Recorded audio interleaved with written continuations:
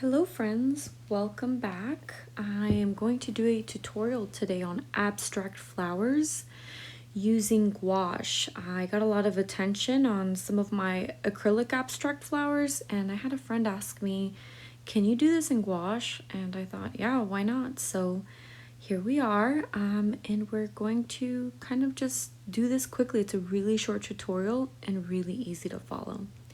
So I'm using the MIYA jelly gouache and this kind of round and then kind of pointy at the very end brush. This one is the one you need. This one's going to help you make those petals.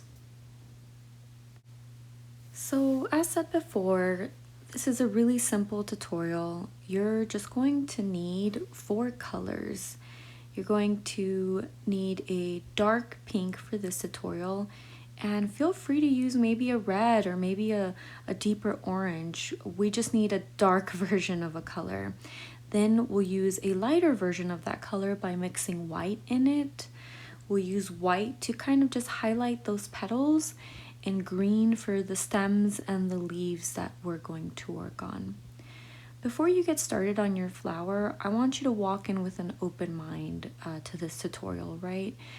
The flower on the left, it's abstract. If there are mistakes, you don't see them. As an artist, we always see our own mistakes, so know that that's exactly what it is. It's abstract, it's messy.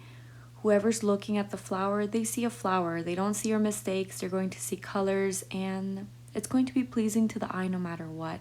So don't be so hard on yourself while you're working on this flower. And go ahead and practice. If you feel like the mistake is big, keep going. Practice always makes perfect. So I went in with the darker pink color that we used, and we made kind of like a little U, like a cup there. That's going to be the center of the flower.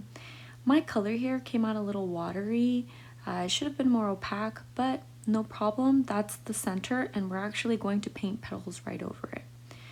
So then go ahead and kind of paint a U right underneath it, and you can see how much more opaque and deeper, more rich, I guess you could say, that color is. And that's going to be the first layer of our flower. We'll go back in, and with that, using that same deep pink, we're going to mix in a little bit of white in there and make it a lighter pink. You're going to mix it with your brush, and using that same brush that's kind of pointed at the end, yeah, see there, I'm mixing it.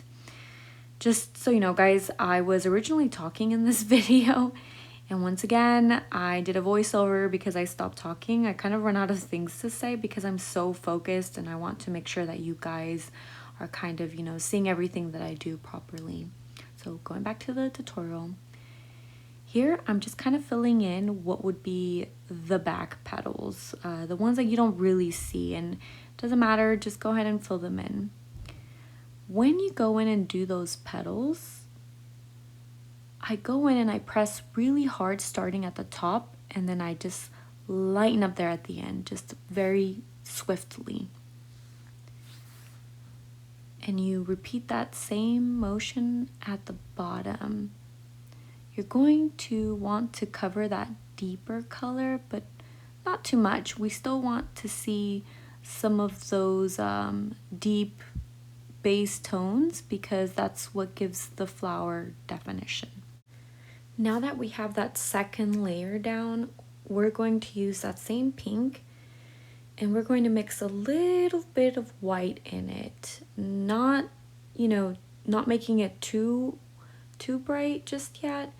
We just want to go back and add some of that lighter pink to the petals to give them a little bit of dimension. So I go in, and very swiftly, the same petals that I made, I'm just outlining them one more time. Once we're done adding those kind of little tiny highlights, you want to clean your brush thoroughly. And I want to show you here what happens when you use the same brush to mix colors. You can get some of that gunk up at the very, kind of at the root, I guess you could say, of the brush. be careful when you're cleaning your brush, make sure that you're cleaning it thoroughly. And the only reason that we care for, this flower is because I want to make sure that my brush is super clean, super dry, because when I go in and add those extra white highlights, I don't want any of the pink running through and just mixing it in and having to go back and re-add the white. So here, just very softly, we're going to add little white streaks, and very gently. You don't want to press too hard on your brush. Very gently, we're going to add them to all the little petals. And you see how the direction of the left petals lean to the left and the direction of the right petals lean to the right. Make sure to keep it that way. That's kind of what makes it look like a flower, because while it's abstract, we know it's a flower, right? So we're actually done with our flower. That was easy, really easy. And now we're going to work on the stem and the leaves. What I did to kind of paint the stem and the leaves, I used some leftover green that was already on my palette. And very similar, when painting the petals, you want to kind of press lightly and then heavy at the end. So actually kind of backwards, right? For the petals, we press kind of hard and then swiftly let go of the brush at the very end. For leaves, you want to lightly press and then press really hard. You want those kind of pointed leaves, I guess you could say, and they're not going to be perfect. And it'll take practice, actually. I don't think I really got leaves right away. I had to do a bunch of them. And if you don't follow me on Instagram, there's these purple flowers that I worked on recently. And that was actually kind of just practice on leaves. I wanted to learn more about how to paint stems, leaves, colors. That's always the best way. Just draw a bunch of them in one little paper. So once I was done with this rose, I went in and, you'll do this a lot. You're done with the painting and then you take a look once you're completely done and you say, oh yeah, I can make a few little tweaks here. So just with kind of a wet brush, I went in and smudged the edges. I still wanted that soft look to it, and the edges were kind of rough and defined. So with very little water, I just went in and softened them. And after you do that to your liking, you're pretty much done. Do these as much as you can. Do them over and over and over. They're really fun to do, really easy. And yeah, I hope this was easy enough for you guys.